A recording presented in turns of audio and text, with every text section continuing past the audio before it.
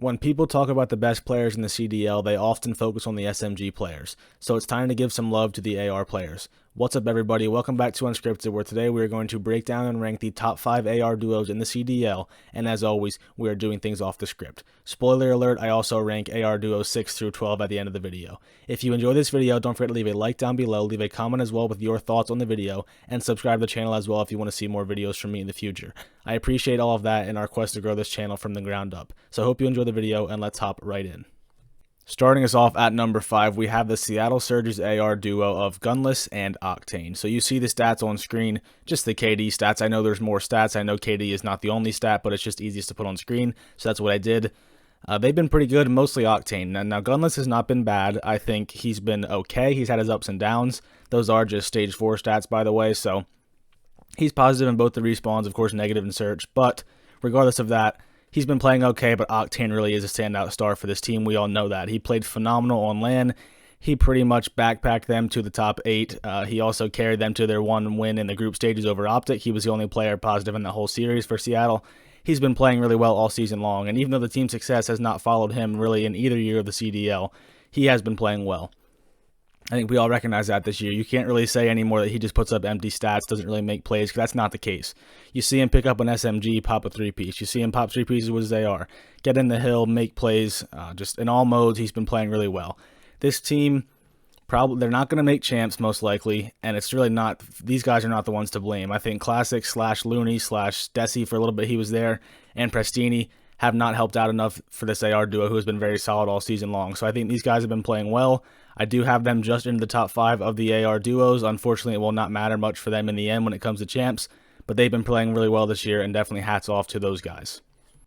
Coming in at number 4, we have the Florida Mutineers AR duo of Awakening and Skies.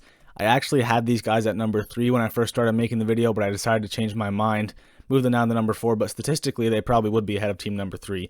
Statistically, they're pretty solid. Skies, he finally had a pretty good stage. He was kind of up and down, wasn't really playing his best in the first 2 stages, then in stage 3 and 4, he really turned it around.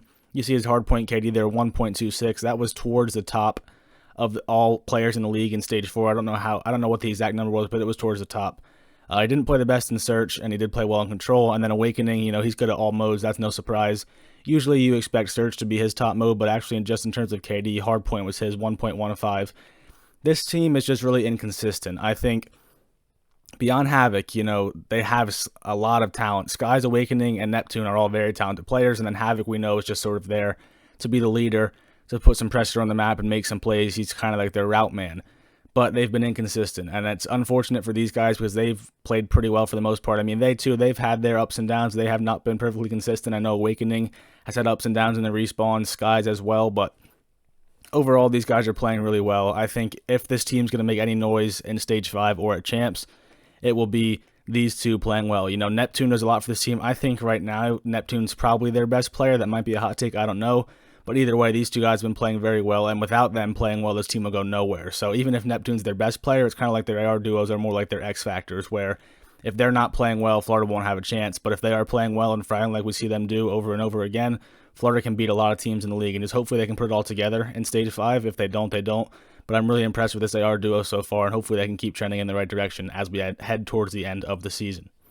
At number 3, I went with the Subliners, and like I said, I almost had them behind Florida. A lot of that was because of Clay's statistics in Stage 4. You see, they were pretty bad. He had a rough Stage 4. He'd be the first one to tell you that. He didn't play well. Mac, he's been phenomenal on hard points. That 1.27, obviously that's higher than Skies, what I was just talking about, by 0.01. But Mac was great in hard points. He had that one stretch where he had 2 straight 40 bombs and like 5 straight 30 bombs. He played phenomenal in the hard points. He's one of the biggest reasons that they are the best hardpoint team in the game, or at least they were there for a while. Elsewhere, I mean, the stats aren't really that great beyond that. They're okay, but it's really beyond the stats for this team for me. It's sort of trying to look ahead into Stage 5. That's what I'm doing here. And I think Asim is now in the United States, so he'll be playing with them, and he'll be playing on much less ping than usual.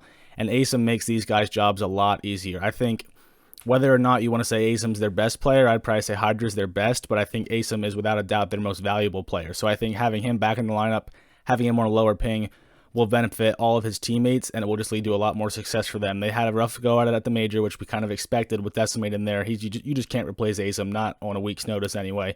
He does too much for the team, but I think Asim will make these guys' jobs easier. I think they will play better as a result, and they will have more team success.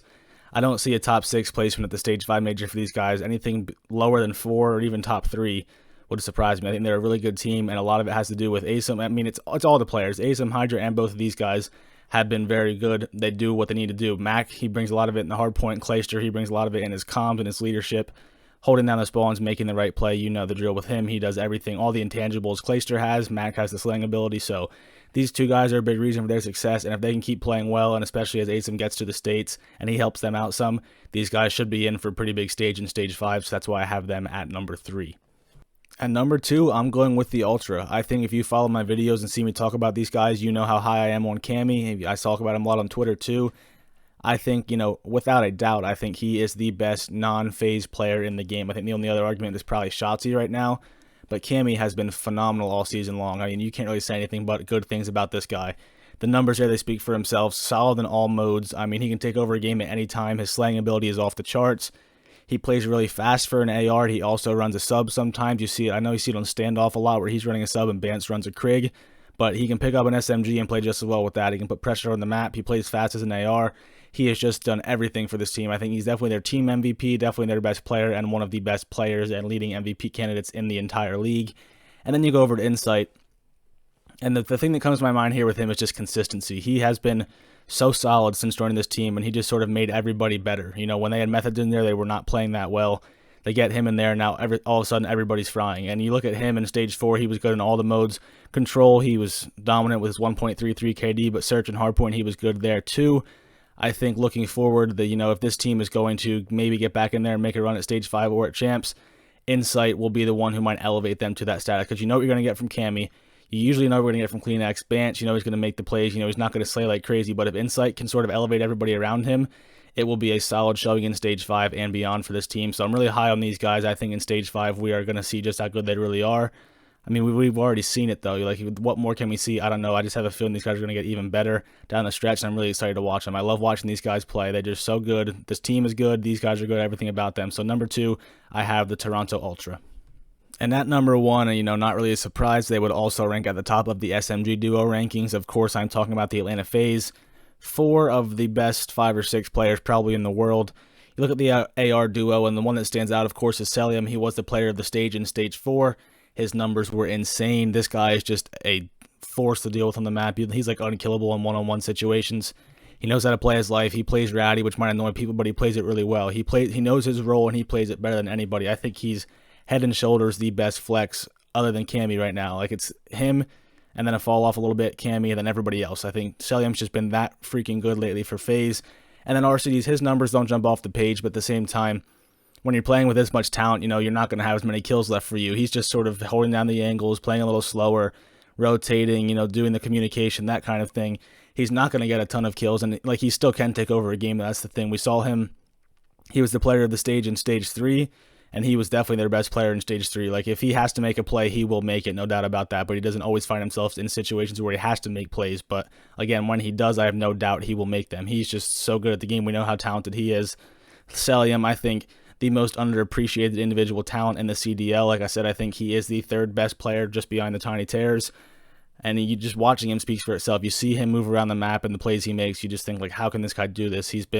That's how he's always been. It's been his MO. One-on-one situations, making ratty, whatever you want to call it, plays. He will do it. He will do it well. So I think clearly the best AR duo in the league right now. You have one guy putting up the stats and one guy just making the plays and doing the right thing for his team, and just it all meshes together pretty much in a force to be reckoned with. That's how I would describe these guys and the rest of their teammates. I think Atlanta FaZe is just so good, and these ARs, I mean, what can you say about them? They've been phenomenal. They are the best AR duo in the CDL right now, in my opinion. Now, really quickly, teams 6 through 12. At 6, I had the Dallas Empire. I think they probably maybe were a top 5 at the end of Stage 4, but the problem is we really did not see them play well at all until that point. Krim, he was really good at the major. We all know that. And then Illy was pretty solid too, definitely compared to how he was to start the year. So if they can show that more consistently, they can move up this list and probably knock off Seattle out of the top 5. But for now, we just have to see it more from Dallas, and until we do, I have them just on the outside looking in for now. Number 7, we have Optic. I think just Dashy's been good. We all know that. We know how talented he is. He puts up numbers. That's a given.